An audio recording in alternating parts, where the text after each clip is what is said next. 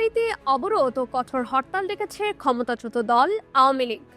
অধ্যাপক মোহাম্মদ ইউনূসের নেতৃত্বে অন্তর্বর্তীকালীন সরকারের পদত্যাগ ও অপশাসন নির্যাতনের প্রতিবাদে আগামী ১৬ এবং ১৮ ফেব্রুয়ারি হরতালের ডাক দিয়েছে দলটি। মঙ্গলবার রাতে দলটির ভেরিফাইড ফেসবুক পেজ থেকে এই কর্মসূচি ঘোষণা করা হয়।